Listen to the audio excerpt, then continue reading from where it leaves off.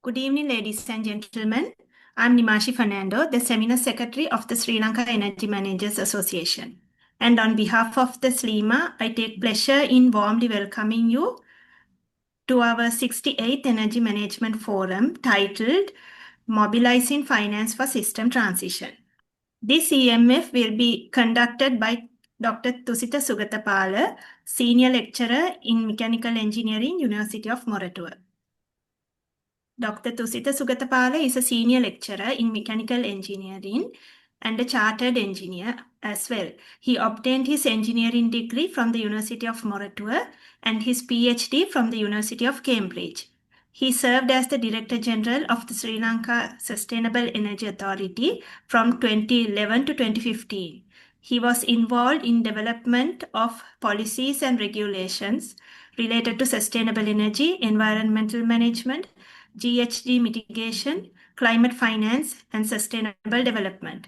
Dr. Sugathapala has contributed to several national level interventions, including, among others, the National Policy and Strategy on Sustainable Development, National Environmental Action Plan, Sri Lanka Green Finance Taxonomy, Climate Smart Green Growth Strategy and Investment Plan, and the National Adaptation Plan for Energy, Transport and Industries sector.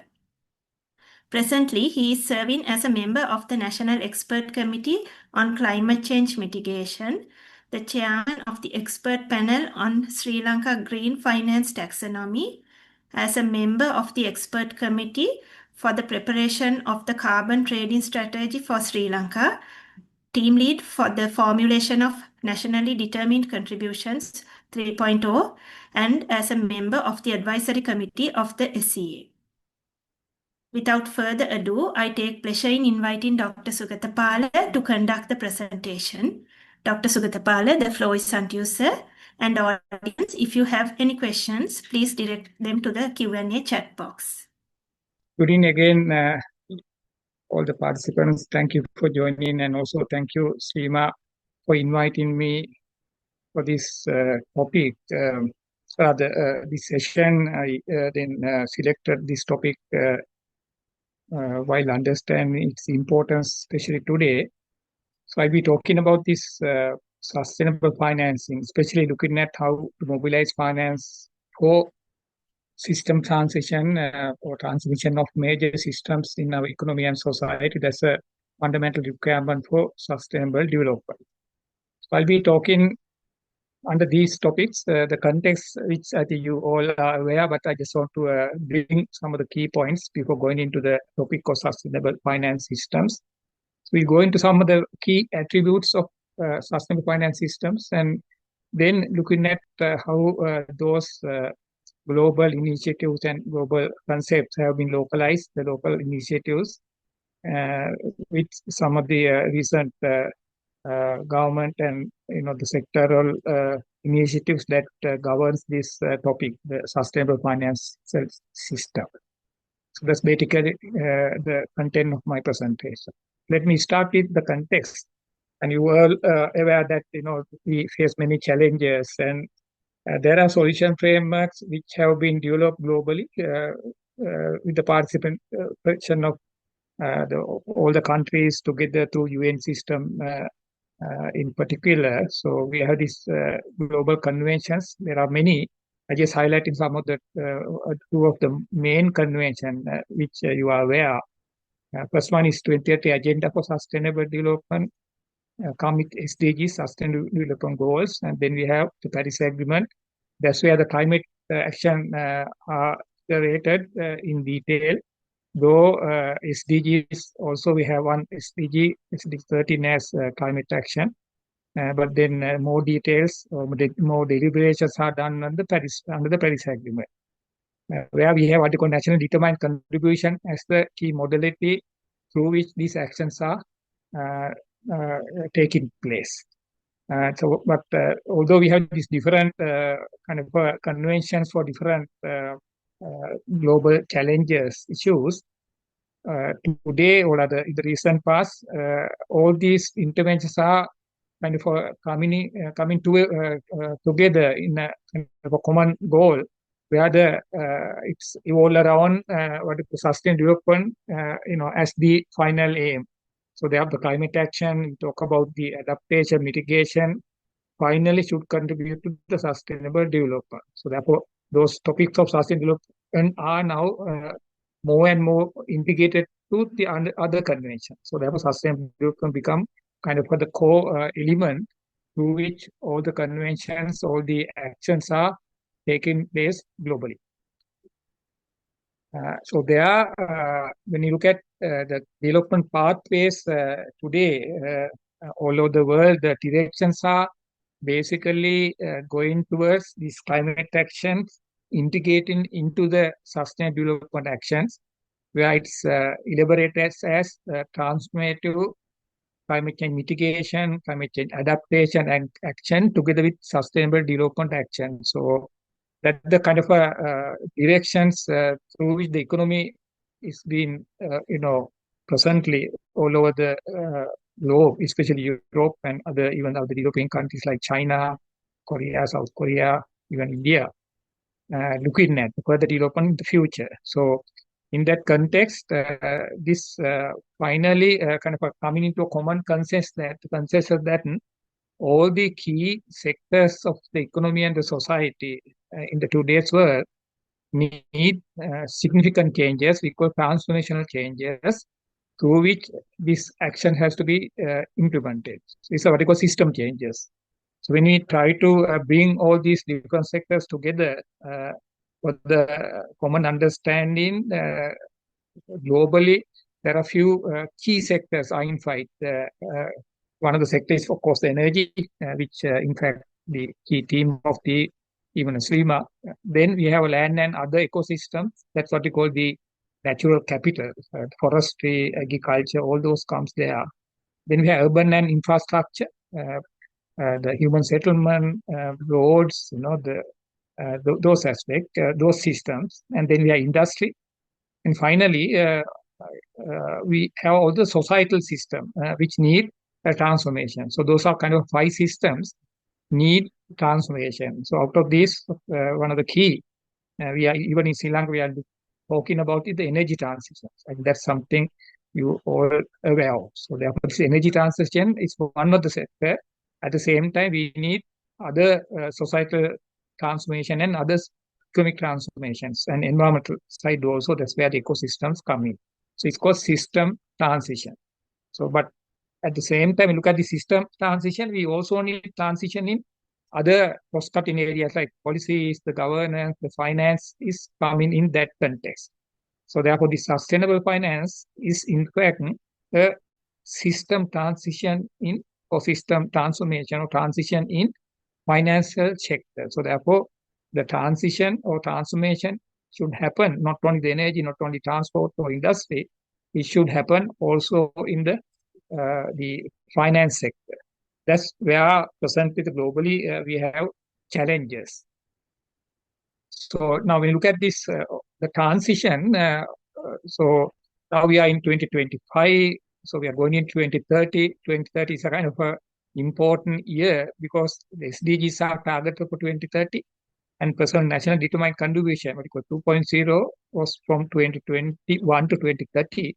Where 2030 is considered as a kind of a benchmark to at that year we had to look into our development. The target is basically SDGs, basically trying to reach that the target in SDGs by 2030. But in climate action, we go beyond that. 2050 is kind of a target where we have the carbon neutrality concept is being elaborated, but 2030 is an intermediate target. So now we look at the present situation, we can see that even SDGs as well as climate action NDCs, the choices we could have taken earlier or even today is not happening or is not taken on time, so that we are missing the opportunity. So therefore, still we have possibilities. So in this particular graph, the green line shows the pathway to sustainable development while addressing the climate change issues. But the actions taken so far is not in that line or not on that line. We are missing some of the opportunities. So therefore, it's becoming harder and harder to achieve this target. Later on, I will show some of the key indicators, the progress in this context. But basically, it indicates that the key point here is although we have multiple choices, we had many choices several decades back, but now those choices, we don't have much choices. The window of opportunities, of course, exists, but is kind of closing down now. We have very limited choices, and it's become harder and harder. One of the most challenging, area is the finance. We need more and more finance because we have not taken the correct action at the correct time. So those actions has to be guided by basic action, have to be guided by the societal choices. So one of the key challenge today to have this system transition is the societal transition. The human being, we as a whole part of that, we are not taking the correct action at the correct time, and therefore the choices we had are not there anymore, and we have very few choices for the future. So therefore, the situation is not looking good at present in terms of climate action as well as sustainable development. So we look at the sustainable development, which we all understand, I think, because we feel that SDG 1 to 17 goals. But this shows in 2024 the global progress. The green lines shows the activities or indicators and targets which are on track, because 2030 is the target. So we are progressing. That means the green.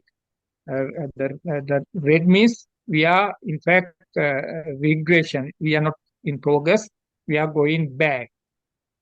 So that in overall we have only 70% of our targets in SDGs are in on the track.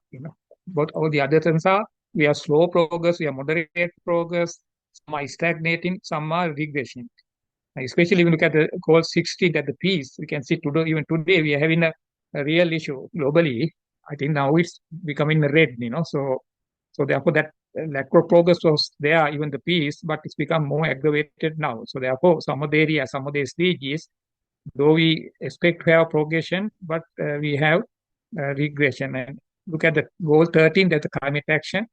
They are also collectively, we as a global community, we have failed to progress. We are going in the wrong direction in that way. So we need, if we believe in SDGs, if we want to achieve SDGs even beyond 2030, we have to now change this picture.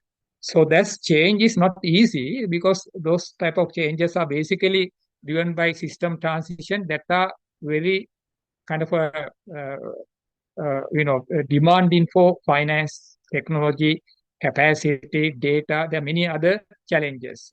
Now, in fact, this particular assessment by UN on SDG progress this year, covered in last year, shows that our investment need for this transition towards this, sustainable development, that SDG achievement is equivalent to around 4 trillion US dollars per year. From today 2025 to 2030. So we need this type of funding which have not been mobilized so far.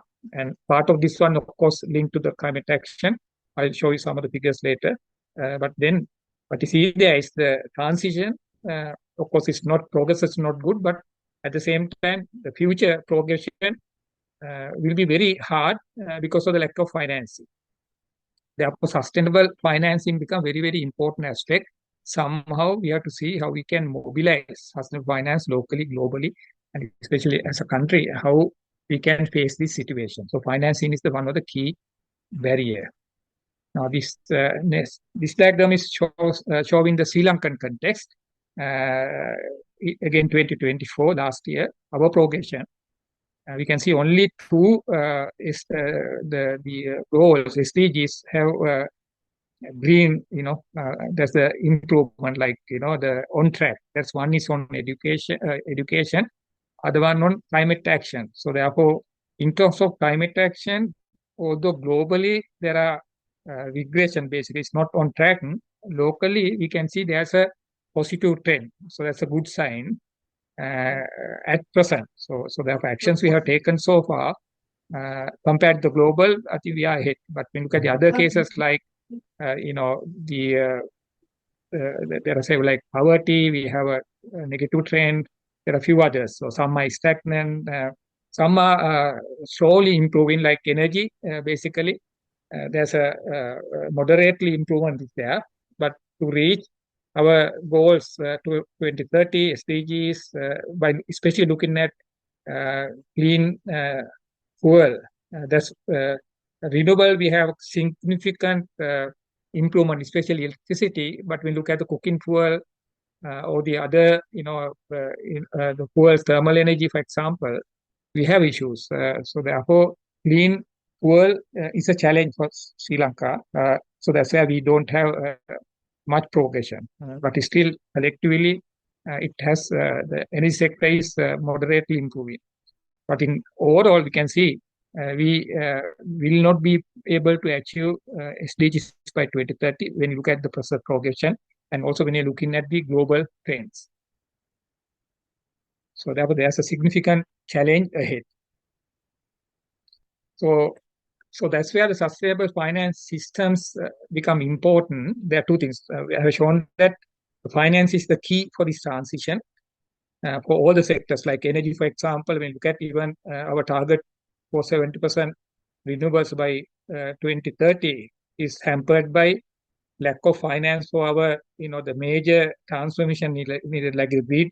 We had to have a significant enhancement. We need energy storage, those type of technologies which are very costly, and without that you can't have this transition. So therefore, financing become very, very important aspect. I just want to highlight also, it's not only financing. There are other areas where, as a country, we relax, and these are the areas we have to tackle. But today's topic is financing. I will look into that.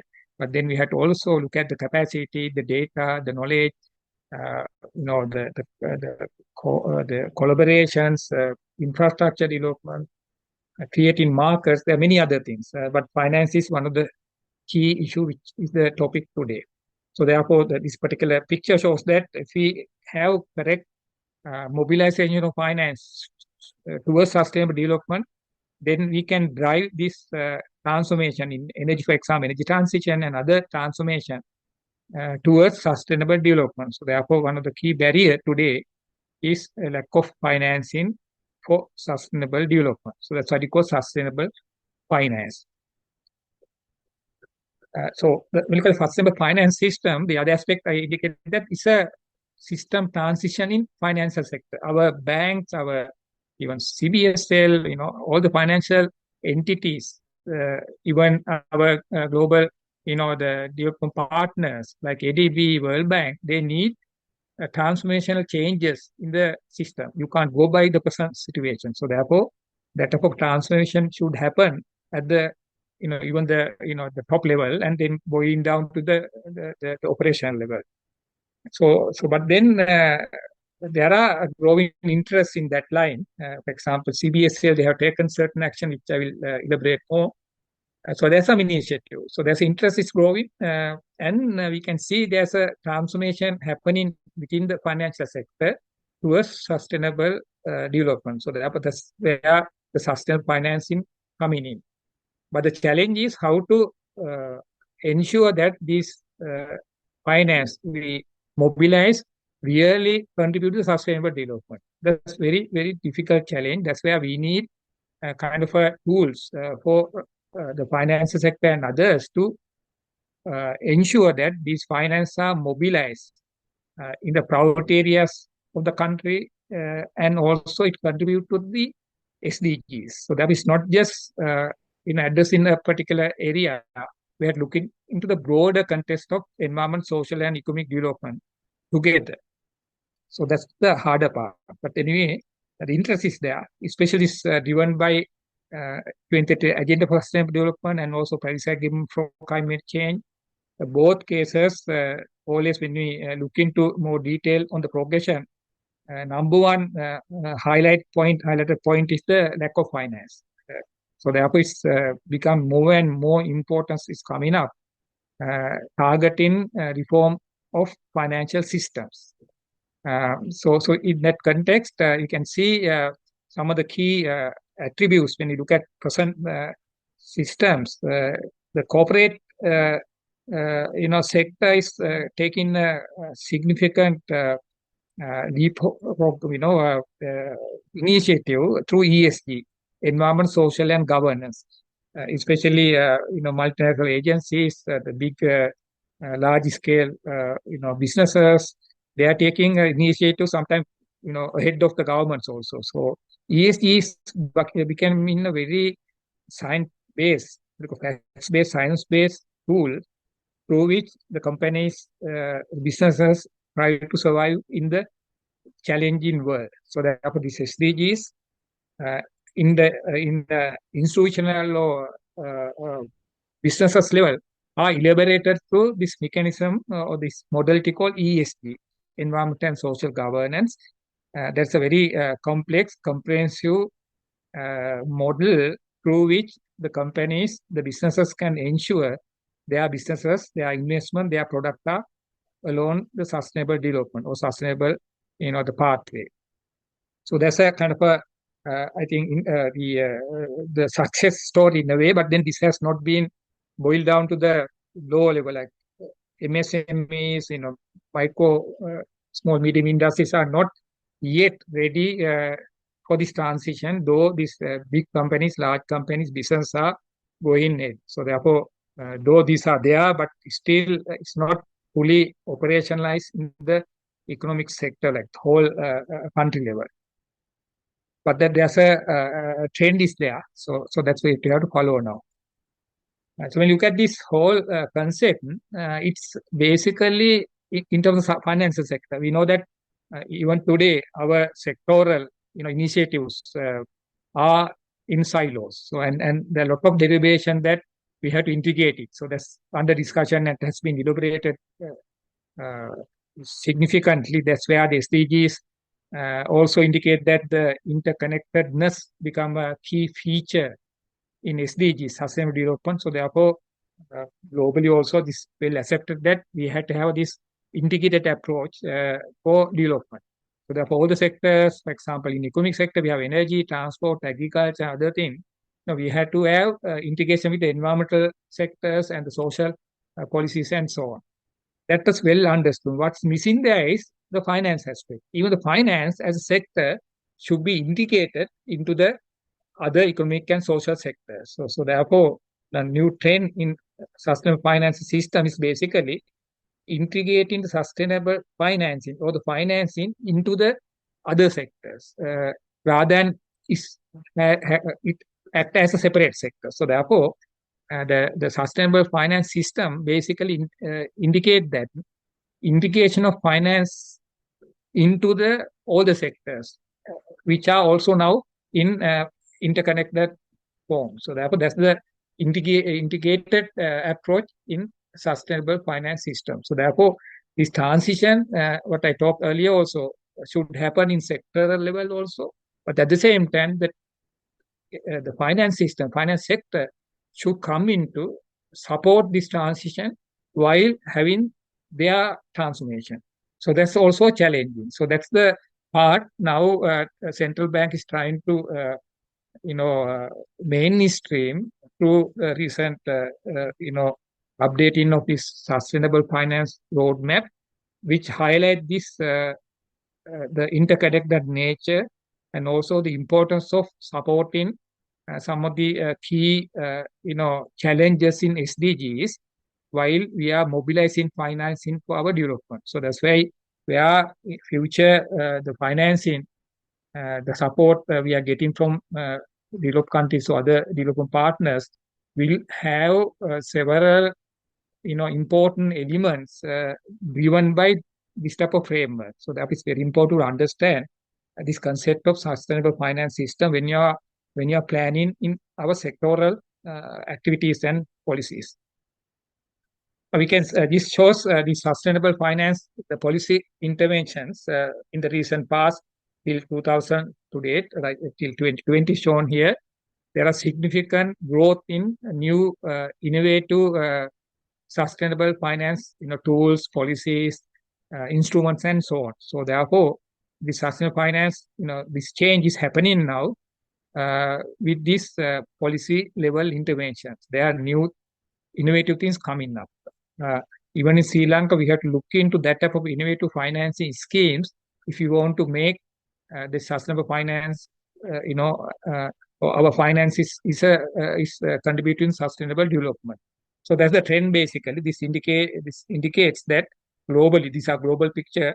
The trend is there for sustainable finance. The policy level or regulatory level is happening. So when we look at these key interventions in sustainable finance system, there are few important elements. One thing is we need a national sustainable finance strategy. In fact, that is where sustainable finance roadmap came up in 1.0, and we have 2.0, which published this year. So that's basically covering this strategy. So therefore, the key strategy behind the sustainable finance is now in place in Sri Lanka, which of course need to be upgraded in every 5 years or so. So that's one of the intervention we have in Sri Lanka. We have initiated in Sri Lanka. We have taxonomies. That's a tool which allow any party, the policymakers or the banks or even the financial users, the sectors, uh, when you are developing a project, to qualify this project is contributing sustainable development or green development, we have to qualify it. So that's the taxonomy act as a system which allow financial agencies and others, even the regulators, to ensure the program, the activities are in fact aligned with the development goals like sustainability or environmental, the goals or whatever, the goals what we are expecting. So in sustainable financing, we are looking at social, environment, and economical targets. So therefore, these taxonomies allow to ensure that the finance are correctly invested, and there is a follow-up also. So it's a tool which can be used, but these tools are of course very complex.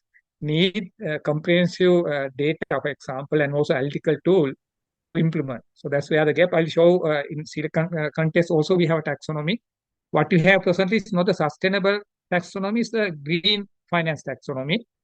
There's slight difference there. In green finance taxonomy, we don't look at the sustainable, the social aspect.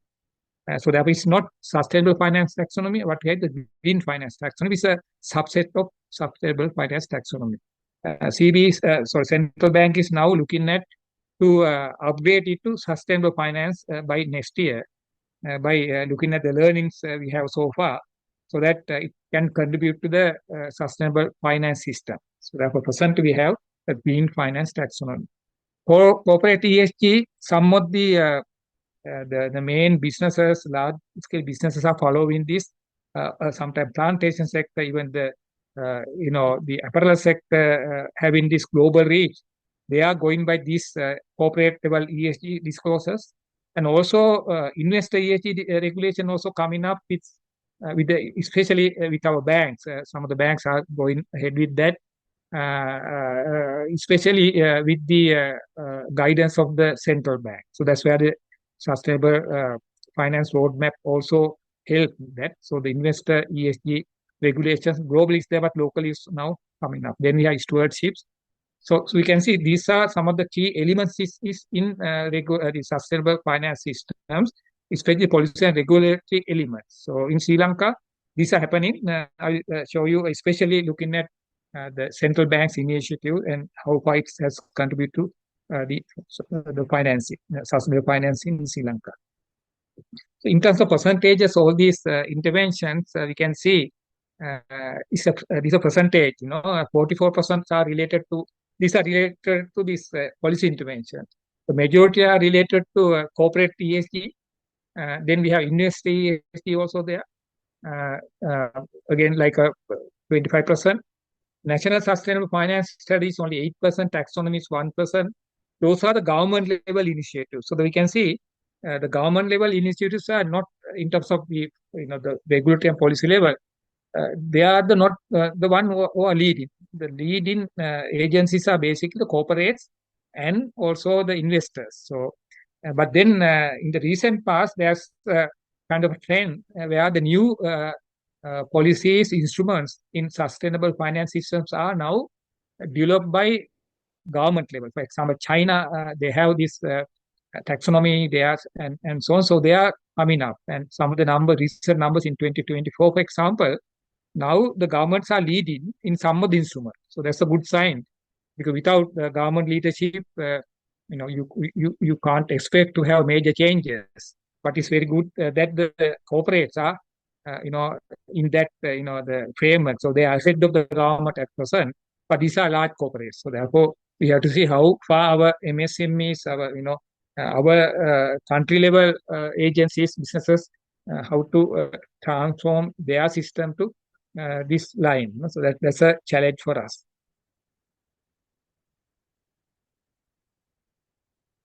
So we look at quickly, because time need, I will not spend a lot of time. So this basically different financial instruments we have been probably exposed to these topics. Sustainable loans, deposit and leasing is one of the initiatives. Label is very common one, the leading one, the green label. I think most of you have heard about it. Even with the sustainable finance roadmap 1.0, after that, some of our banks, for example, DFCC, they have issued green bonds, but still the market is not yet significant, but initiatives there.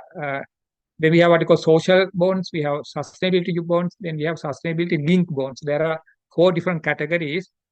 Each has its meaning. And if we look into the Sustainable Finance Roadmap 2.0, CBSL, which is available in the public media, we can download it in the public domain. They have elaborated, it contains elaborative definition and some examples of these categories, these 4 categories. You can refer to get more understand. Also in global literature, you can get a lot of information. But out of these, the green bonds are the leading one. Then debt for nature swaps. It's basically looking at now we are heavily burdened with the debt, but also we have nature as a capital, like our forestry, our biodiversity.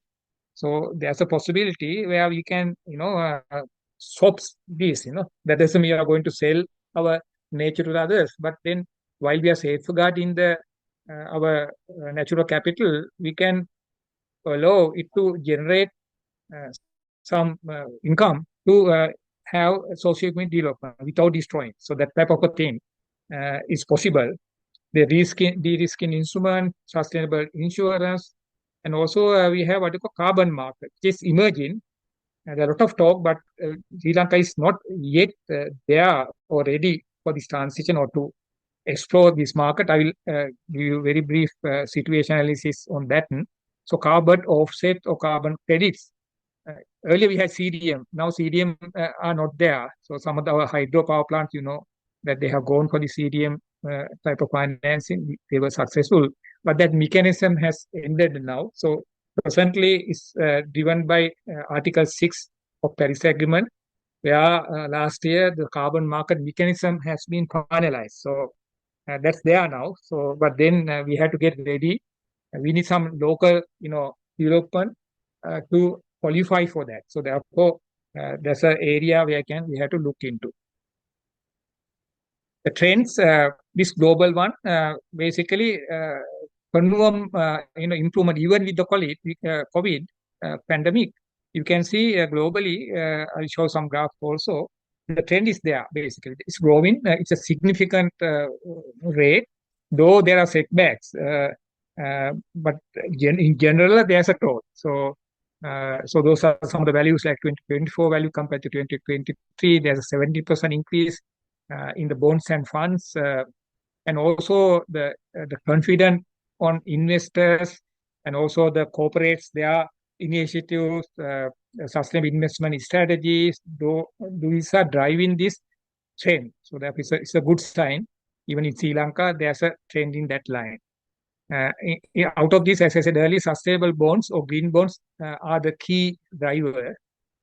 Presently, in 2024, there is $1 trillion of issuance, and collectively now, since 2019, the total issuance of sustainable bonds now reach 5 trillion. So it's a huge amount in that context. So and also sustainable funds market also is improving. Though we had some setback in last few years, 2023 there's a setback, but 2024 is pick up, and then it has reached the highest, the historically highest one, that's 3.2 trillion in sustainable funds market. But when you look at the new funds addition, and there's a stall in there. We don't see a new additional coming in, and so net inflows also decline. So there's a kind of a concern there, though the total has reached higher, significant high value. The trend is not like sustainable bonds. So the green funds, the sustainable funds are lagging behind.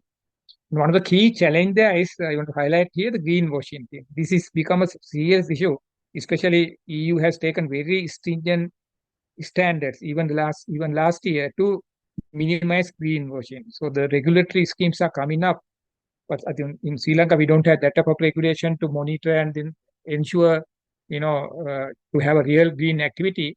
Globally, greenwashing considered to be the main barrier for the development in sustainable financing. So therefore, that's where the taxonomies become very important tool, which allow to minimize greenwashing.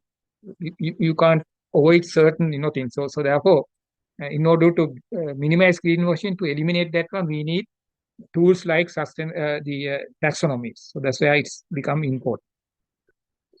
This is 2024 up to 2024 for last 6 years sustainable bond market. So we can see from 19 to 21 there's an increase, but then there's a reduction in 22. Then 23, 24 there's a pickup, and so out of now we have like annual one in 2024, it's surplus 1 trillion US dollars. Out of that, the breakdown is given there. The green the bonds are the maximum 672. That's a $1 billion.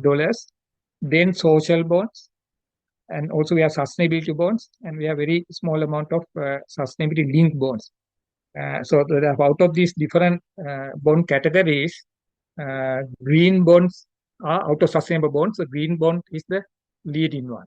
That's basically targeting the green aspect. That's the climate change mitigation, climate change adaptation, and other environment aspect. Not mainly not looking at social aspect. But then now there's a tendency to look into more social aspect also. That's why we have a social bond.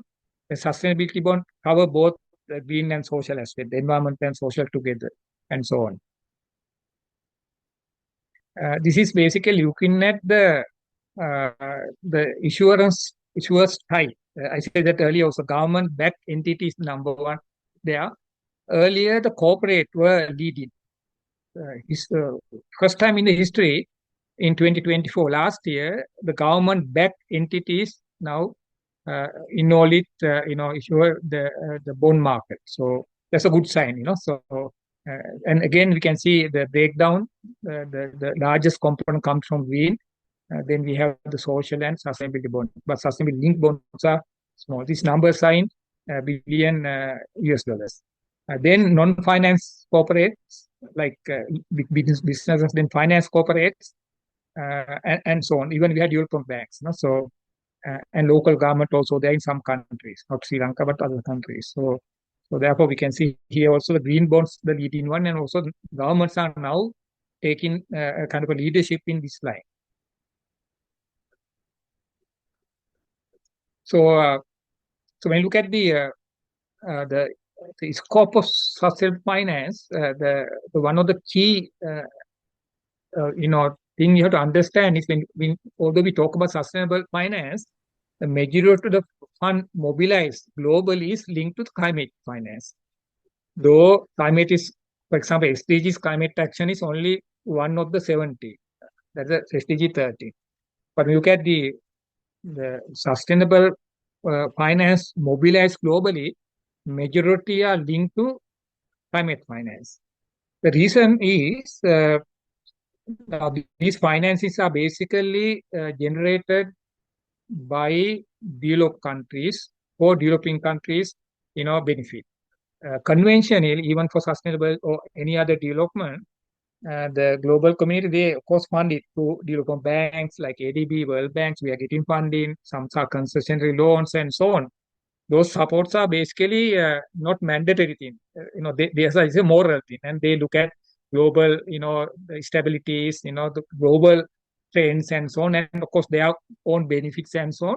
These are moral things. But however, the climate action with this intervention through UNCCC has now what you call here these functional parties. We have every year we have discussions, and now this climate finance, not other finance, climate finance become a mandatory or responsibility of the developed countries to support developing countries. And through this negotiation, developing countries, we call global south, were able to push developing countries, what we call global north, bringing this concept called climate justice, that the climate change occurred due to the actions taken in the past by developed countries. Therefore, they have to take the responsibility. So there's a kind of an argument in this climate negotiation, never come to common agreement. But as a concept now, globally is approved. Mean that the for climate action, the developed countries, global north, should, it's a must mandatory to allocate certain funding. That value always come in the negotiation. In the last year, the global south, the developing countries were able to commit the global north, the developed countries, to allocate $300 billion per year for climate action. So therefore, those financing are based fundamentally towards climate action. That is mitigation, adaptation, those resilience and so on. Of course, this 3 billion seems to be big, but what needed for this transition, looking at climate change, mitigation adaptation is estimated to be around 1.3 trillion per year. So what we have, what this particular goal was able to achieve in the negotiation is only 300 billion. That's 3 times higher than the previous year. Previous year, developed countries, committed only 100 billion. That's 2023. In 24, 300 billion. In 25, next negotiation will happen in November this year, where again developing countries are pushing to improve or enhance this 300 billion. But even this 300 billion is a big amount even for us if we can access it. Sri Lanka is qualified for this climate financing because we are member country of UN, we are member country of UNCCC, we are signatory and we are signatory to Paris Agreement, and also we have committed our contribution through national determined contribution. We determine it based nationally determined, and we are committed it. Because of that, we are qualified fundamentally to get that to access this finance. That's the eligibility. But then, of course, getting that is not easy. There are many improvement we need, policy level and also institutional level, and other thing, data and so on. So therefore, but at least we have a opportunity to access this financing. Now, to facilitate that, over the years, all these conventions and also this negotiation, there are some facilities established. You are aware of this facility. We have what we call Global Environment Facility. It was set up in 1994. Then we have Green Climate Fund, a recent one, 2010. That's the largest fund. In fact, this 300 billion US dollars will be managed by Green Climate Fund. Of course, they will use the other UN agencies, including Global Environment Facility, to disperse that. But the majority of the climate financing will be handled by Green Climate Fund. Other mechanisms, of course, these were also initiated several years back or decades back. Special Climate Change Fund, again targeting adaptation area and resilience. Least Developed Countries Fund, Adaptation Fund. All these three were initiated in 2001, but is still operational. And out of that, the adaptation fund is leading, which have the the highest contribution. I think like $1 billion US type of a fund is now accumulated. Then last year or year back, the global south, the European countries were able to initiate a new funding called loss and damage. Adaptation, mitigation, or climate action. Loss and damage is kind of a post activity, basically that the climate change has done that damage, and in developing countries mainly, they are not responsible for that damage. Therefore, they should have access to finance to cover up or to cover the loss and damage. So it's called loss and damage fund. The developed countries never agreed so far in the sense that till last year, but a year back. So finally, the developing countries were able to establish fund. Still, money is not there. It will take several more years to get the money, but at least the concept has been approved. Now, presently, the modalities is being developed because it's very difficult to quantify, whether the damage is done by the climate action or not. It's a very difficult task. So they need some kind of a taxonomy to qualify a particular activity, particular damage as climate-induced damage. So therefore, the concept is there, the fund is established, but the money is not allocated there because there's no mechanism in place. But others, the mechanisms are there. Quickly going to the local initiative, they have the global context. So Sri Lanka also is responding that. In particular, I just highlight this CBSL initiative, this Sustainable Finance Roadmap is the 2.0, second version. The first version came in 2019, this 2025, the second one. That basically a kind of a improvement in the earlier one. This version include this ESG in detail there to enhance their scope. So there's an enhancement of the scope is there. This was supported by IFC and also EU. This one. So this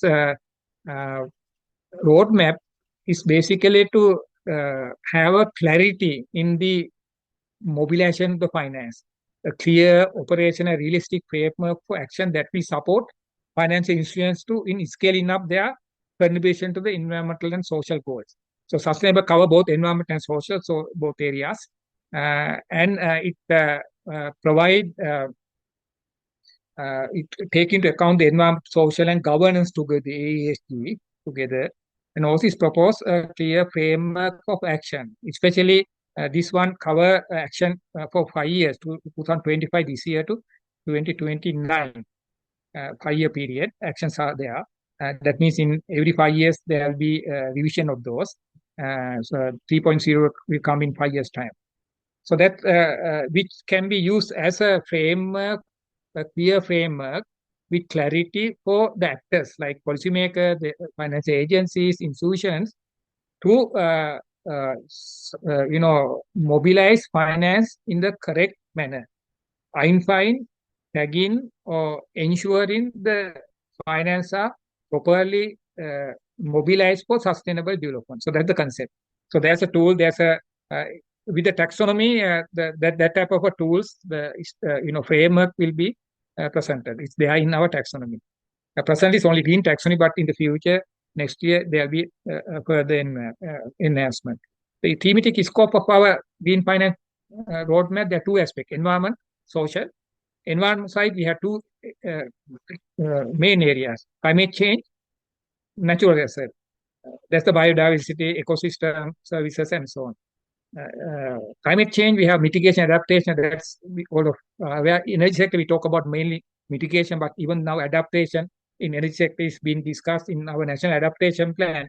Energy is one of the sectors now. So how to adopt our energy sector for climate change. So there's a new area that also we can look for financing. So natural assets, we are looking at forest, blue ecosystem. That's basically the blue basically refers to ocean. That's the marine and those ecosystem. Then other natural resources, land and other, especially biodiversity. So it covers both environment and social environment area, biodiversity.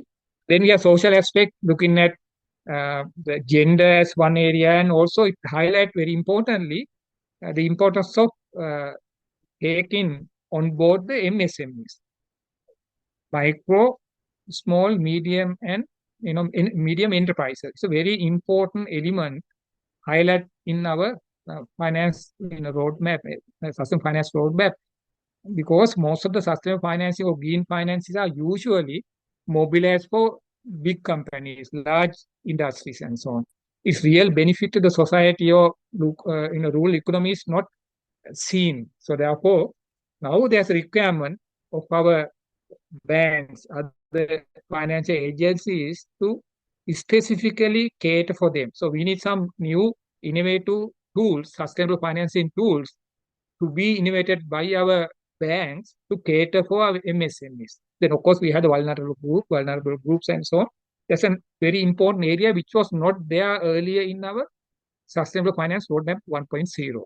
So therefore, it's a very good initiative, but we have published this one very recently. So now operationalize of this one is to be done. That's where you, as a stakeholder, can also get engaged. I hope that the CBSL will have that type of interventions to bring in others into the discussion. So that's basically the scope. And this particular, for first 5 years, 2025, 2029, the taxonomy, this roadmap prioritize 3 areas while having the social element, everything. But like a key intervention area, they highlighted climate change mitigation through increased renewable energy generation and also access to clean energy. That clean also include, in a way, energy efficiency aspect there. Then climate change adaptation is also prioritized, especially looking at our sectors which are very vulnerable to climate change. So building resilience and climate proofing of infrastructure. Then forest and other critical natural assets, we call what we call ecosystem services, biodiversity, how to use those, how to have finances to the divert financing to conserve as well as use these resources without destroying it for the economic and social benefit. So that's the basic approach there. The other important element came through this intervention. It came to the earlier one in Sustainable Finance Roadmap 1.0, 2019 one. That's the green finance taxonomy. Is one of the tool in Sustainable Finance Roadmap, one of the tools for the green sustainable financing. So this is green finance. So not sustainable, it's a green finance. So this was established in 2002. It's in operational now. Some of the projects have already been funded through mechanism, and our financial agencies are now mandated to follow that. If they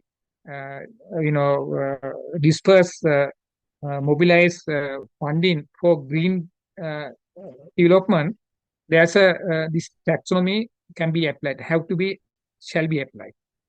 So it details the priority sectors and so on. So remember that this green and sustainable finance are two teams. Green is a subset of sustainable. Even social taxonomy are there. It's a subset of sustainable taxonomy. Sustainable taxonomy is the broader one. Then we have green, the social, and so on. So the other one. So the green finance taxonomy is a subset of sustainable finance taxonomy. So just to highlight that one, this is again elaborated by central bank. This is a picture of how you define sustainable finance. There are 4 elements in sustainability: environment, social, governance, and also economy.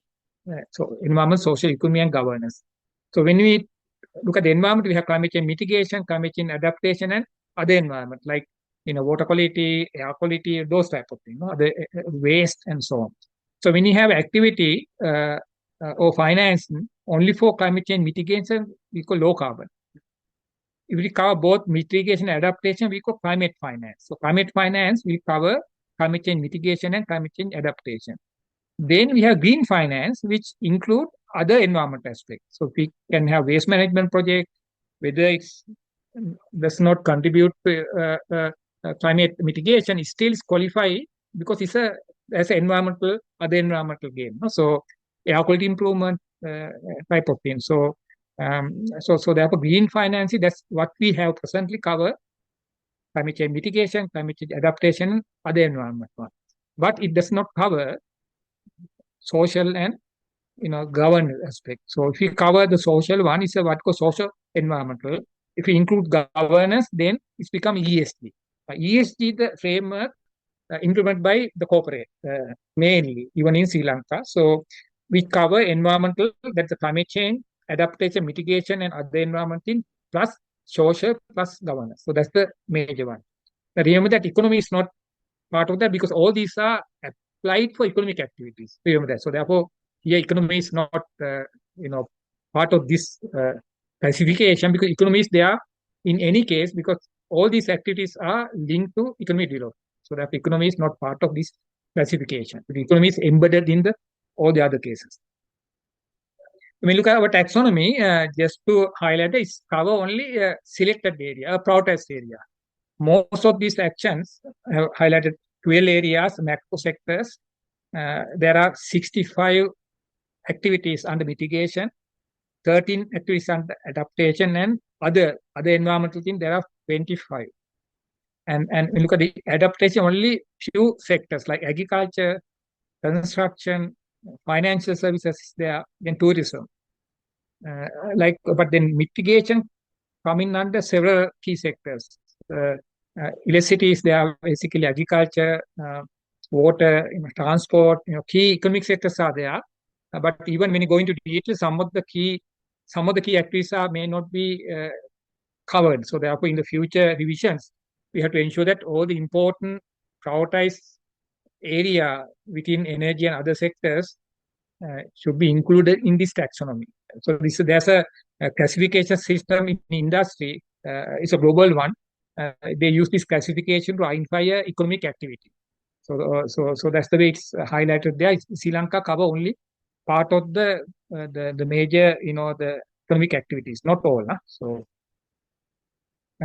coming to the last few two slides, in fact, in finance taxonomy is the first time we have implemented, by a lot of gaps are there. One thing is the technical standards. We don't have, because green taxonomy includes some what you call threshold values, which are governed by technical testing and so on. For example, in solar panel, they have to measure the efficiency.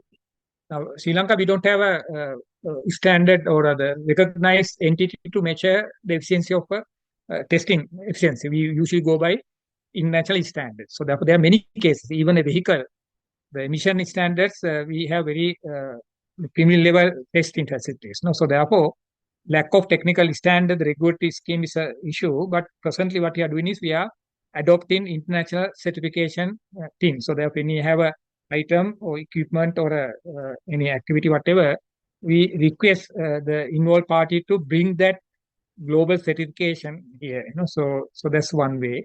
But then it's important to also look at the possibility of establishing local standards and the testing facilities. Then another aspect is the project. We can probably integrate this one into the project approval process. Presently, for example, when you have renewable energy project approval, we don't look at the taxonomy. It is a separate one because still these taxonomies basically handle or are pursued by the financial agencies, central bank and the other banks, not the entities who are going to use these. For example, solar panels, whatever that UDA or SLEMA or Environmental Authority, CA, they are the one who are going to test this. But they are not involved. So therefore, we have to now integrate somehow. Otherwise, this will be a kind of a again silos approach. And we have to train. We have to empower these agencies like SLEMA, UDA, CE, and other agencies, even environmental, the Department of Agriculture, because they are the one who have the technical knowledge, know-how to test these technical attributes. So, but presently they have not been trained on that. So we need that proper empowerment there. We have to involve them. And also one of the maybe effective way of mobilizing the taxonomy is to link into the NDC implementation framework, where now at least through the NDCs, all these different sectors are communicating to each other. It's a central point. And most of are aware of that. So therefore, best way is in fact linking taxonomy, CBSL into the NDC framework. This is the last slide in my presentation. I want to just bring up this carbon market thing. I think many of you are probably heard about it and maybe experienced, maybe tried. It's a kind of a word going around for a long period. A lot of changes happen in this throughout the history of UNFCCC. We had the CDM thing. We have then probably heard about NAMA, Nationally Appropriate Mitigation Action. And then now we have what we call CDM. NDC. No? So CDM is gone. NDC, National Determined Contribution, is the modality now being implemented, which is under Paris Agreement. So we communicate our contribution every 3 year, 4 year. Now the NDC 3.0 being finalized for Europe. And then the finance comes there. So in Paris Agreement, Article 6 of the Paris Agreement detail this mechanism. There are a lot of argument, deliberations over the years, over the decades, and finally last November, the Global South and Global North, all the countries agreed on two areas. The 6.2, the country to country, and for bilateral. No? So carbon market is approved now, and also international market, like CDM was early international. No? So this is international market, 6.4. Those two cases have been now finalized. The models are all agreed upon. Now we have to mobilize. We can mobilize our financing through country to country. We can deal with another country like Japan or Korea, then have that carbon market. That's what happened in most of the cases, because that's easier than going to international market. International market is very difficult in the sense that the approval process is done by UNFCCC and it's very comprehensive. So therefore, presently, most of the carbon markets are deliberated under Article 6.2. Now, even in Sri Lanka, like countries like Japan, even Singapore, even Korea, they have come forward looking at this opportunity. But to mobilize that, we need government standing, kind of approved by the government, need the cabinet. So far, there's a draft developed in this. It's called national strategy and a guide, whatever, and which has not been approved or submitted to the cabinet yet, because the present government standing on the carbon market is not known yet. Kind of, it still is under discussion. So therefore, still the carbon market mechanism cannot be implemented in Sri Lanka because the government standing is not known. Without that, these are country to country international law. The other one is country to country thing. Those two countries should have the policy clearly specified. It's a legal binding type of thing. So therefore, Sri Lanka is, I said earlier, also not ready in that context for carbon market, because the government standing is very, very important. So that's basically the things I want to just highlight. So just in conclusion, carbon market can be not the carbon market. The sustainable financing is the way forward. We have to access climate financing, but the beauty there is, in fact, while we are accessing climate finance, there's no barrier for us to use that financing for any development activities. So therefore, usually the trend or the strategy is we sell, or rather we show our climate commitment, both adaptation and mitigation, get climate financing, but use that financing for, while addressing the climate, we also spend on other SDGs for sustainability. That's possible. That's the way it's happening all over the world. And that's the way even the financial agencies are qualifying. Unless we link our climate action to SDGs, having that social and other benefit, very difficult to access climate finance. So therefore, sustainable finance, although we get the money for climate finance, it should be used for sustainable development. It becomes sustainable finance. So therefore, there's no, in a way, a kind of a difference between climate finance and sustainable finance, because it's the same. Yeah, we can use those money. Only thing is, money available from the global community is for climate change. So that's why we have to strategically shape our things. So therefore, the banks and other sectors also look into that aspect. It's not just reducing carbon. You have to see how that activity also contribute to the poverty, hunger, whatever. So that's the key to accessing, mobilizing sustainable finance. Yeah, thank you. So with that, I will stop. Any questions? We are here. Yes, thank you, sir, for the very important and timely presentation. And the SLEMA actually appreciates your efforts in sharing your knowledge with us, even amidst your busy schedule.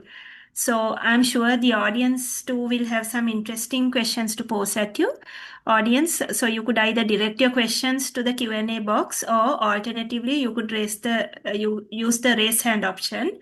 And the Q&A session will be moderated by the Senior Vice President of the SLEMA, Dr. Amina Wickramasinghe. Dr. Wickramasinghe, the floor is open to you, sir. Thank you, Nimashi.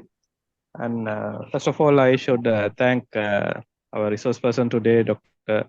Sugathapala, for coming here and delivering this nice presentation, and also agreeing to share his experiences and his knowledge in this particular area. This is entirely, not entirely new, but a different area for most of us. And I should congratulate the participants here, because you were witnessing something which is really important, and you have expanded your knowledge in this area, which is very, but we usually don't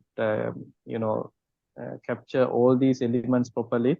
But today we were able to cover many things through the expert knowledge of Dr. Sugathapala. So we are really thankful to Dr. Sugathapala for bringing in a different element of our area, so that we could benefit out of it. And already I have received several queries, which I will pick one by one, and in parallel I will allow the audience to also raise their hands and pose questions. Dr. Sugathapala, I also have several questions, but I will allow the audience and the chat box to bring in the questions first. So the first question I would pick out of this is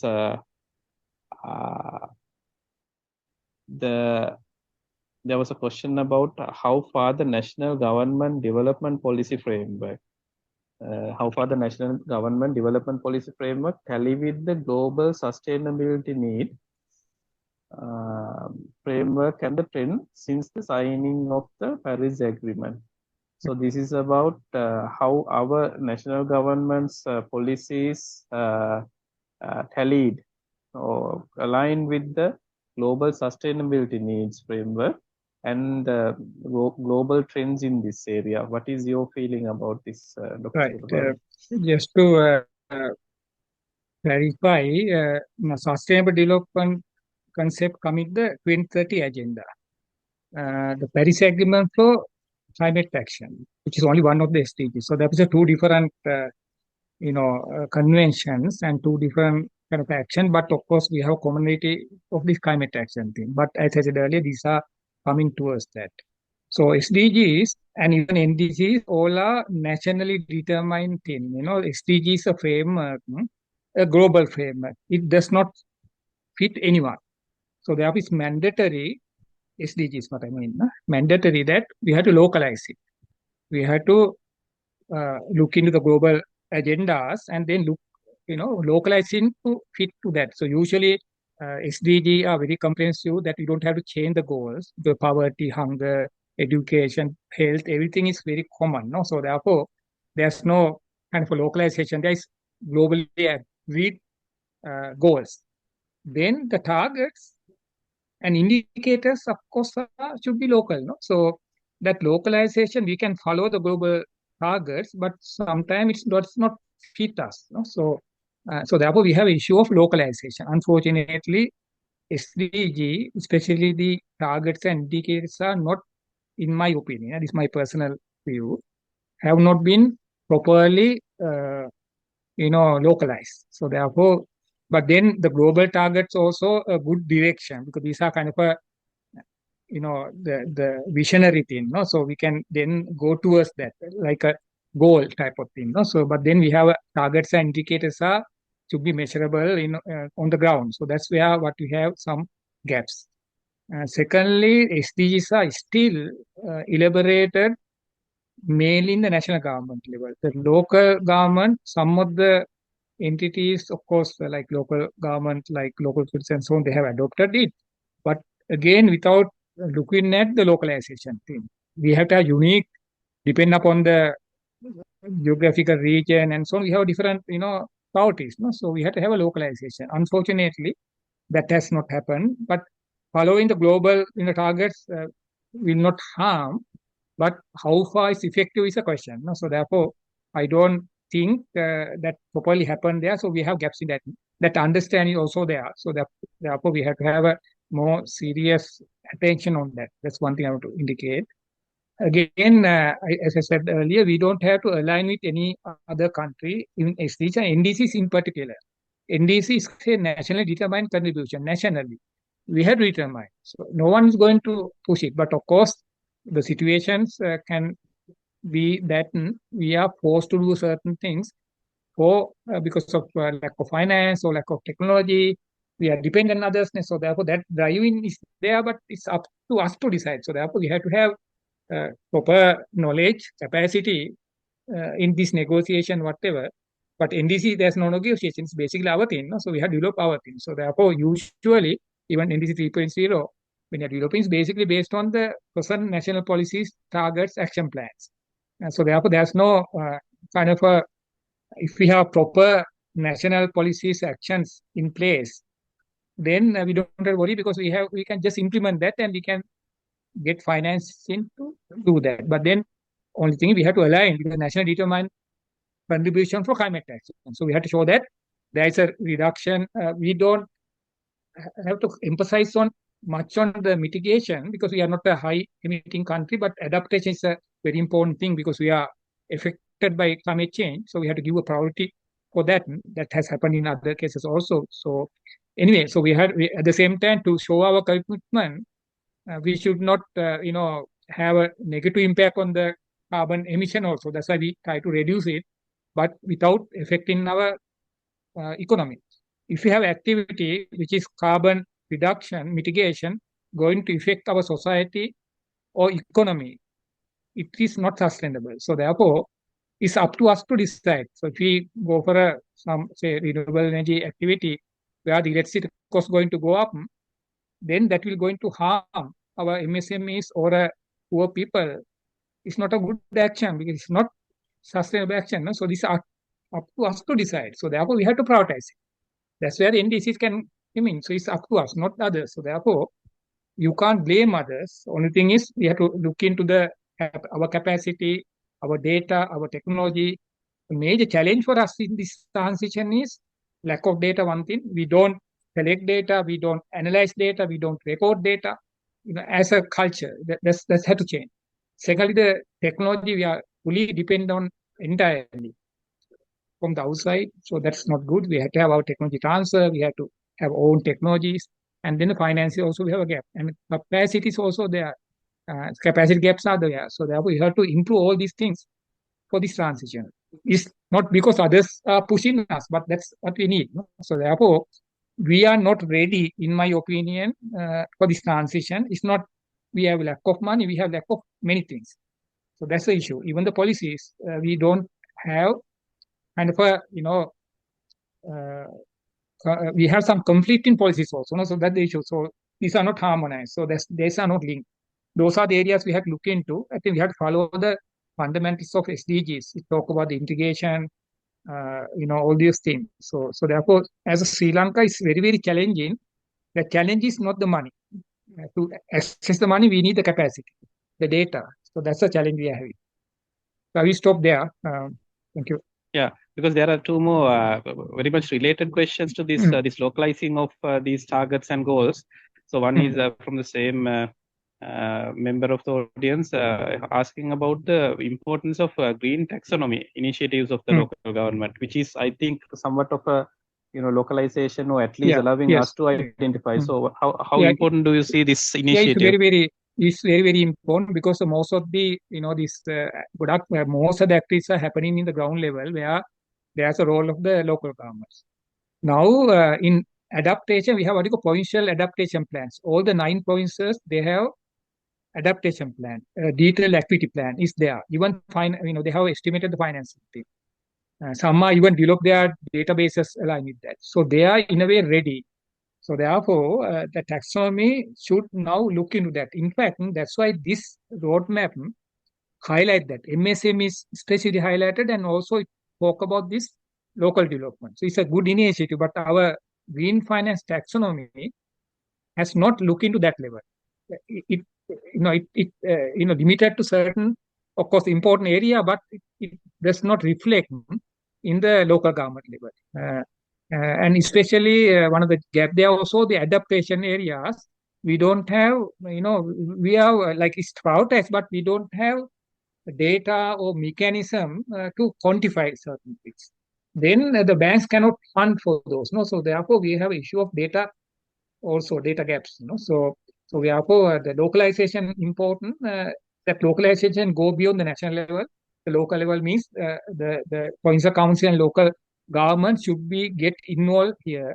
I hope that in the next revision of green finance taxonomy, which go for social finance taxonomy, sustainable finance taxonomy, and there will be more emphasis on those areas. So therefore, involvement of the local government is very, very important.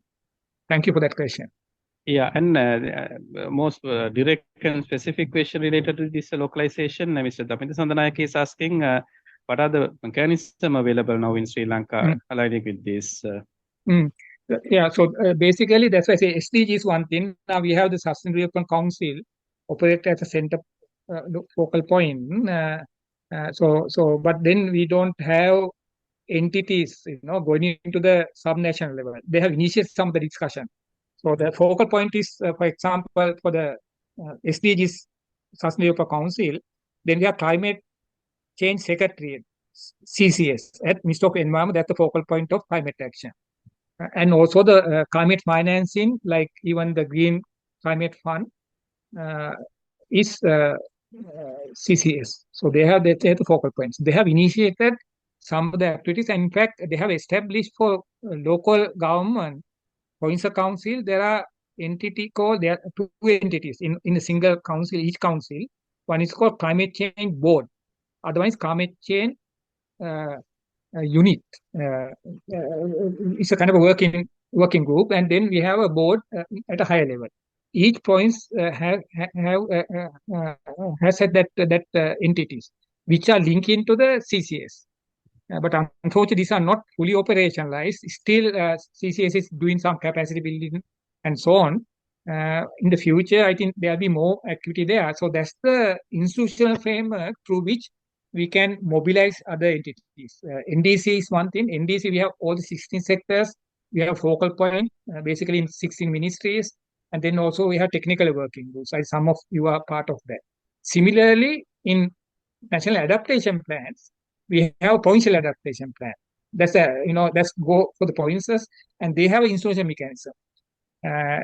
So that's also like those can be mobilized. That is in the government level. That's the institutional structure.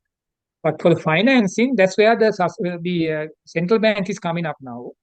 Now we have to link that to also the NDC and other thing also. But now the banks are now coming up in another thing, ESG and these things with the sustainable financing roadmap. And also in the future, I think sustainable finance taxonomy will come in.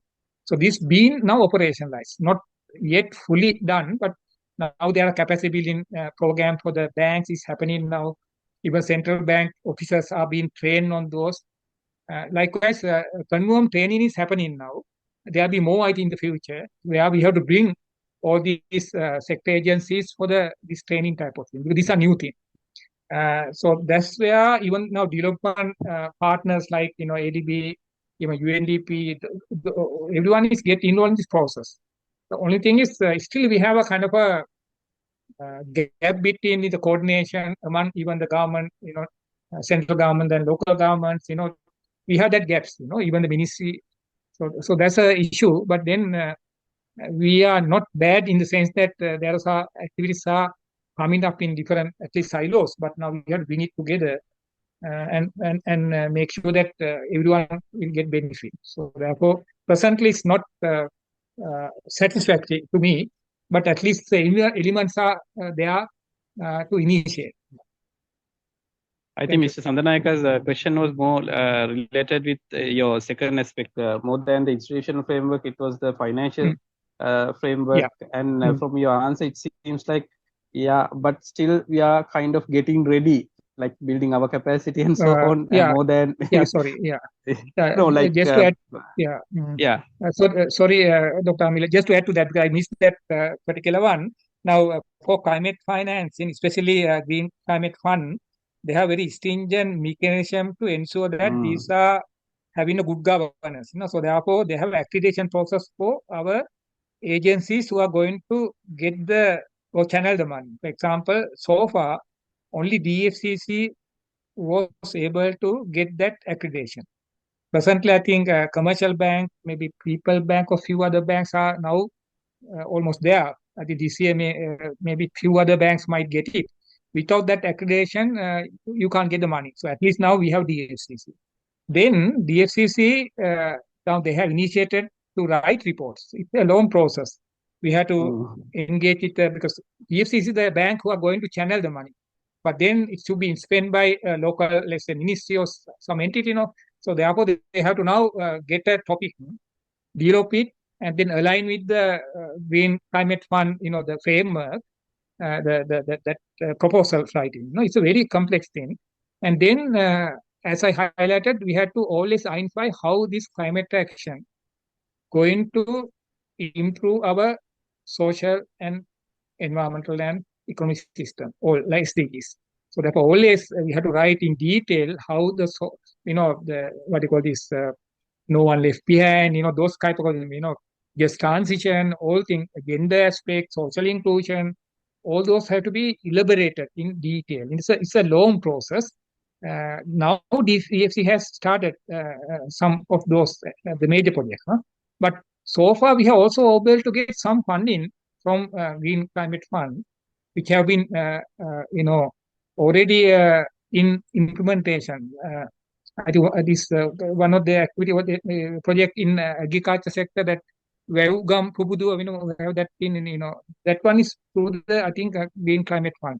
There are a few others. So in agriculture sector is a priority.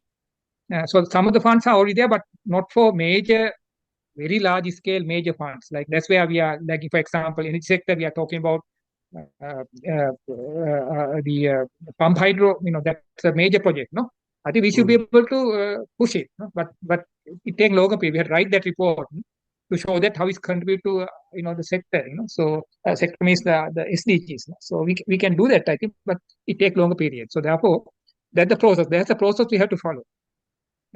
So that's where the banks are getting ready. So therefore, that's happening now, but it's not yet because even the government side, they need the capacity and so on to show that they are capable of handling this money. One typical example of this DFCC is they have started with this first concept note for electric mobility for these 200 electric buses type of thing, which was a priority for transport sector. But when they applied, when they submit the concept paper to the concept note to get the approval to write the report. So it's not the writing the report concept. The Green Climate Fund, they said that we have not shown, like country, our ministry and the transport sector, that this type of new technology, whether we are capable of handling that. So therefore, they could not go forward. They said that we have to first run up with go with a piloting, like 5 buses, 10 buses type of thing. but the ministry wants to have these 200 bus things. So therefore, that particular concept DFCC has not gone forward. Now they are working on, I think, agriculture and some other topics. Yeah. Okay. So Thank you for that thank you. clarification. And there is another interesting question from our past president, Mrs. Shamila Jayasekara. It's very interesting. If possible, I don't know whether Mr. Jayasekara is still online, because I would like him to pose the question if he's available. Otherwise, I can read out. Yeah, Dr. Mila. Okay. Yeah. Would you like to pose the question yourself? Yeah. Thank you very much. And of course, thank you, Dr. Sugathapala, for the elaborative presentation, very important for the current context. What I see, what I looked at on through all these, basically through this introduction of taxonomy and all, what they are trying to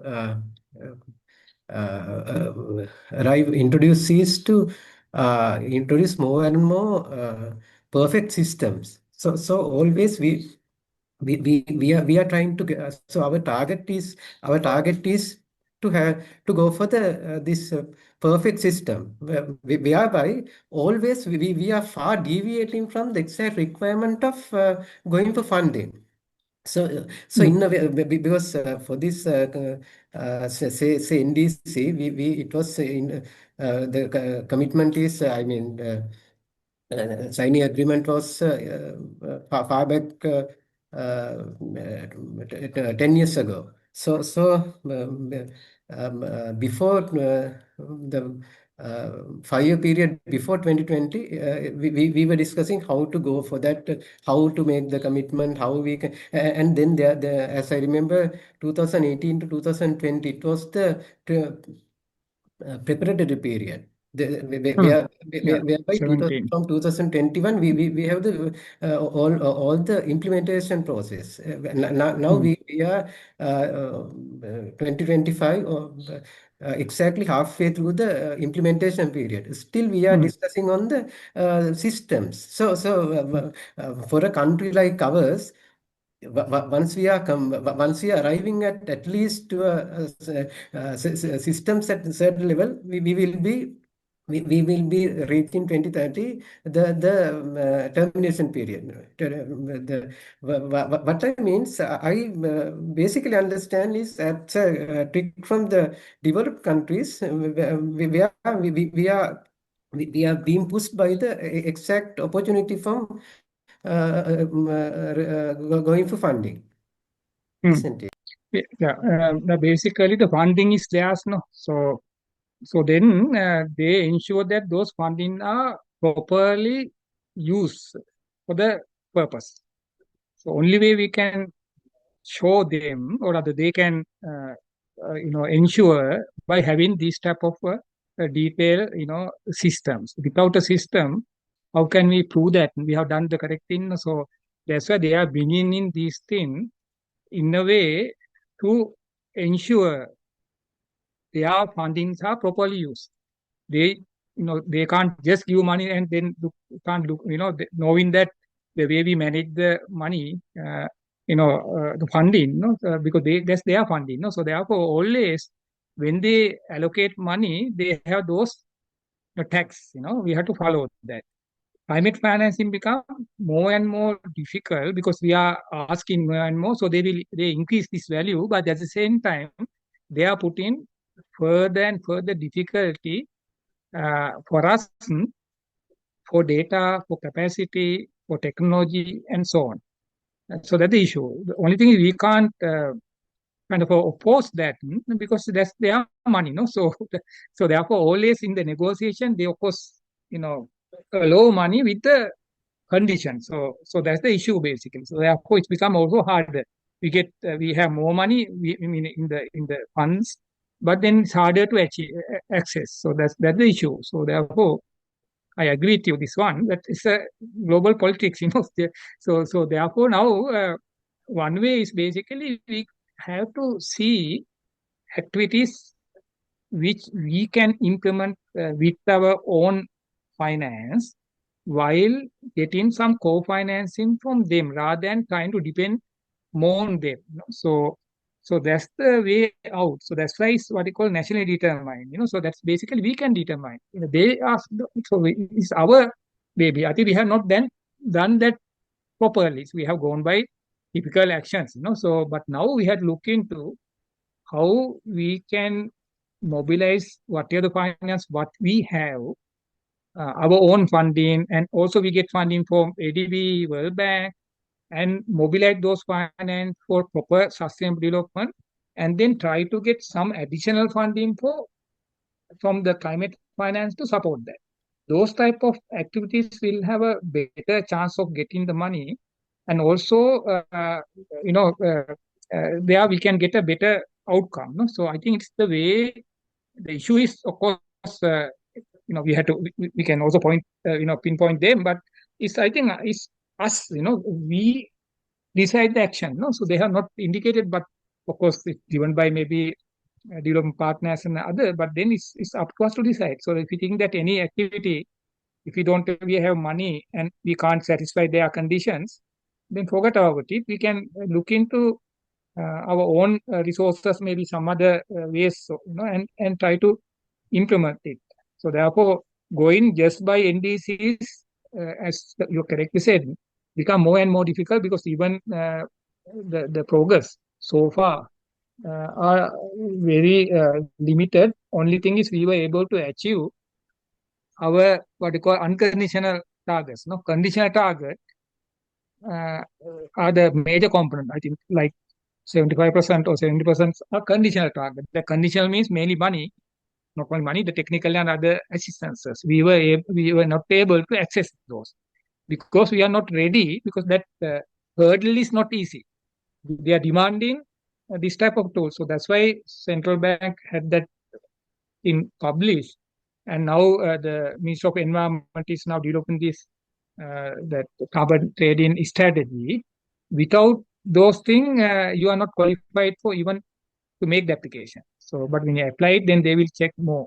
So therefore, we have to build our capacity, data, and so on. This become, of course, then a kind of a perfect system for us, because they are looking at this global thing. So we have a issue there definitely. So that's where we have to see how we can mobilize our financing, our resources for our development, then depend on others also. So therefore, we should not just look into the climate financing as a way out. So it's challenging.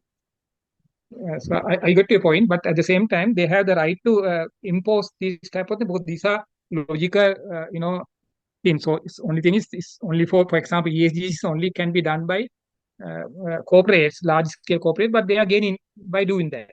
Some of the like plantation industries or other things, global companies, they can gain through that. But issue is there is for MSMEs and others. The challenge is there. So therefore, it's not a beautiful picture. Though we see that there's so much money. So that's getting the money is very very challenging unless we have those systems. We are not qualified, so. But other countries, there are countries who are managing it, at least some sectors, by aligning with this need. So that is not, if we don't do it, then others might get the chance. But then doesn't mean we have to change everything, but at least some selected sectors. So we have to, I think, look into mobilization in our own money. Our private sector engagement is still low. But we have to see how we can mobilize our private sector for this whole exercise, and pushing them also to go for more, the MS team, micro and small industries, that type of projects, not just energy, renewable energy. So they're just talking about this large scale renewable energy and so on. So not that. We have to go for other thing. And also I think the financial agency also should commit some innovative financing, where the climate finance will be only one of that, not everything. Anyway, so we have that issue. I understand your concern. So therefore, it's challenging. So, but then without improving our system, and knowing that we are going to, have losses and everything, because your systems are not good, then there will be losses, and the funding agency may not like it, So that's so we have to manage properly. So there are cases I think we can do that. That's why they like agriculture sector and so on. They are now channeling some of the finance, so we have to manage it properly. But getting the finance for the full NDCs, I think it's not feasible by looking at these conditions, so-called conditions we have. Thank you. Okay, thank you. There is a bit related question which I hope Nimashi would allow to pose this before I wind up this session. That is talking about how we should be making our own plans and how we should be making our own agendas. There's another question as to what the professional institutions like SLEMA has in providing the correct national pathways towards this sustainability. So how can the professional bodies contribute towards identifying those the pathways? Yeah, I think it's a very important question. That's something we really lack in this development of the policies, especially SDGs, localization, and NDCs. Even we have to have very comprehensive stakeholder consultation. That's a mandatory requirement, for example, for NDCs. When you submit the NDCs, there's a specific question that's under what you call information of clarity and transparency, and understanding. So there's a quality check they do now, first time in the history, in our NDCs. It's called information on clarity, transparency, and understanding. Everything we have done in the process, we have to specify. In one of the questions, there are around 60 plus very high number of questions there, but one of the questions is related to how far we have consulted the stakeholders. There are the specific questions, local government, sub-national level, indigenous people, or NGOs, private sector, all are listed. So to your knowledge, did we do that for NDC 2.0 even? I can't remember SLEMA. I can we have not SLEMA, but we have what we call National Expert Committee on Mitigation. One committee. We have National Expert Committee on Adaptation, which are formally appointed. I think there are many. I am in mitigation. There are others. I don't know whether you are there, but we have in Ministry of Environment. They are some time back. Now it's not very active. There are two committees appointed for this purpose. So therefore, when this development, when you send this, whatever the reports by the consultants who developed to the Ministry of Environment, they should submit these NDCs to National Expert Committee on Mitigation for the mitigation sectors, National Expert Committee on Adaptation sectors. I give 1 month for them to elaborate on that. No? So they are the experts. No? So then, of course, SLEMA can get involved there also, because it's like a public thing. No, we had to do that. So that was the process. That's the process. It didn't happen. No. So that's a issue. Even I think proper consultation was with the private sector didn't happen, because the consultation should start from the beginning. Once you complete it, you can't just get the validation through them. So therefore, issue is there. This time it's a real issue. In fact, and there are a lot of gaps. So therefore, it's not a correct process. So therefore, it's invalid in a way. So it's not. So therefore, that process is even the policy making. Except for energy policy, at energy policy we had a lot of derivation. Can remember now. So many years. But every one of us, I didn't get involved. That happened in energy policy. So, but in other policies, it comes without known to anyone. No, so NDCs should have happened in that way. Because it's a very important thing, as Mr. Chambali indicated. It's the sectors people who should decide. At least we have sectoral people get together. Only the government, entities. But then the broad stakeholder consultation is missing. So there is a half-baked thing for me. So because the process is not there. So therefore, the consultation should happen with the expert group. So therefore, always even we have validation, we highlight the stakeholders to be invited. So we have one category called what do you call the expert groups, and the like ISL. All are listed usually. So then we have to invite them as a group. So that is a part of the process. It should be part of the process. So if we have that type of thing, then all these things we are discussing today here will be discussed in the process. So that's why some of the policies we develop are not really implementable because it's not aligned with what the stakeholders need. No, so that gap is there. We are very I think weak in negotiating and coming with a common consensus. No, so therefore governments always wants to have very quick you know output without going for the consultant. It's become difficult. No, but that's not good. Finally we are coming to something which can be implemented. So that's what we are having here. No, even today. No, even the other policies. No, that now at least the energy policy is published in 2019 after so many years, but it's there. But national transport policy never been a policy approved formally in the transport sector in Sri Lanka. Even today, there is still 2008. There's one which was submitted to the cabinet, but they not approved formally, but submitted to the cabinet. Then they send it back for further revision. Even today, there's no approved policy for transport sector. Industry, no approved policy. It has been validated, everything, but not even recently. There are some comments for the industry sector, to improve something. So it's never ending thing. No policy for industry, no policy for transports. At least we have a policy for, energy. So that's the situation. So in the major sectors, we don't have policy in place. Even some of the policies are not followed. No? So therefore, there's a real issue whether these policies are real implementable type of thing. No? So then, of course, with the government changes, we have this election manifesto comes and it's become the policy. And most of the agencies consider the election manifesto as a policy. So that's I think in the constitution is the way it's highlighted. We have article national policy.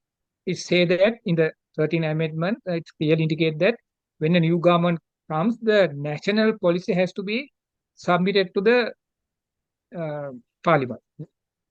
Today, what we are submitting is the what you call election manifesto. It's not the national policy. No. So I think then election manifesto is considered as a national policy, and even the financial ministry allocate money by looking at election manifesto, not looking at the sectoral policies. No? So therefore, they forced to follow the election manifesto, the agencies, rather than their policy. Even it's happening today. No, so now just one example. Now we have a sectoral approved what called clean action plan, and also we have what called national environment action plan. Some of you are part of that.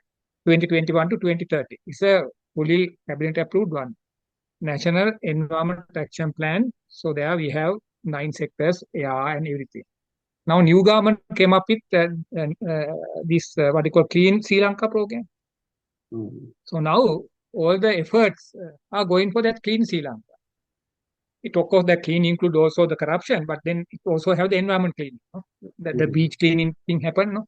So, but then we have approved very detailed action plan implemented should be implemented by all the sectors, approved, cabinet approved. So that's the issue. No? So we have one side there, and we have a national election manifesto, and then commit up with this other plan. No? So that's either we have to then remove or because that's also active now. 2030 we have national environment action plan.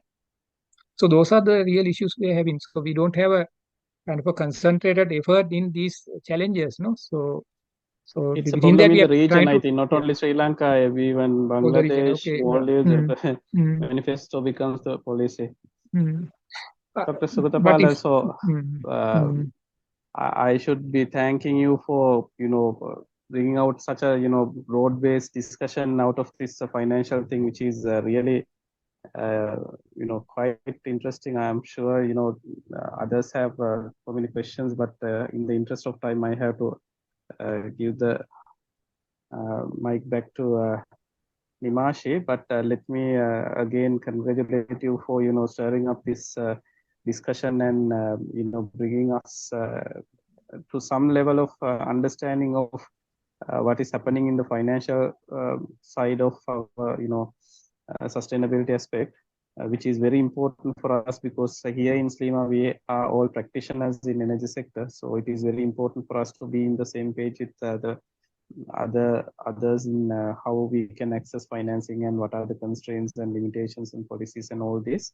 So from my side, I should thank Thank Dr. you. Sugathapala, and also the nice audience who posed very interesting and informative questions also. So thank you, and let me give the line back to Nimashi to conclude the session. Nimashi? Yes, once again, thank you. I also would like to thank Dr. Sugathapala for fielding our questions and Dr. Vikramasinghe for moderating the session very well.